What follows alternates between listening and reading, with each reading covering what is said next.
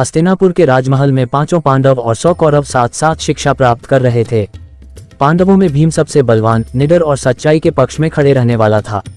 उसकी ताकत और लोकप्रियता देखकर दुर्योधन के मन में ईर्ष्या और द्वेष भर गया। दुर्योधन सोचता था, अगर भीम ऐसे ही शक्तिशाली रहा तो भविष्य में राज्य मुझे कभी नहीं मिलेगा। उसने अपने मामा शकुनी से सलाह ली। शकुनी ने कपट से भरी योजना बनाई। एक दिन दुर्योधन ने दिखावटी प्रेम के साथ भीम को बुलाया और कहा, भैया भीम, आज तुम्हारे लिए खास लड्डू बनवाए हैं। असल में उन लड्डुओं में भयंकर विष मिलाया गया था। भीम भोजन का बहुत शौकीन था। उसने बिना किसी शंका के कई लड्डू खा लिए। कुछ ही समय में जहर अपना असर दिखाने लगा। भीम को चक्कर आने लगे, शरीर शिथिल हो गया और वह बेहोश होकर गिर पड़ा। दुर्योधन ने सोचा कि अब भीम मर चुका है। उसने अपने साथियों की मदद से बेहोश भीम को गंगा नदी में फेंक दिया। लेकिन नियति को कुछ और ही मंजूर था। गंगा के प्रवाह के साथ भीम बहता हुआ नागलोक पहुंच गया। वहां के नागों ने उसका जहर चूस के बाहर निकाल दिया। जहर का असर समाप्त हो गया। भीम को पहले से कई गुना अधिक शक्ति मिल गई।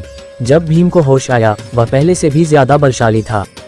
कुछ दिनों बाद भीम सकुशल हस्तिनापुर लौट आया। उसे जीवित देखकर दुर्योधन और शकुनी सन्न रह गए।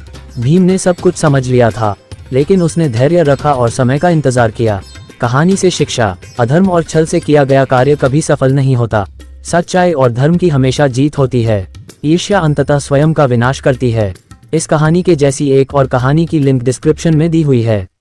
कृपया दूसरी कहानी भी देखें। कहानी पसंद आई है तो मेरी YouTube चैनल को सब्सक्राइब करना ना भूले।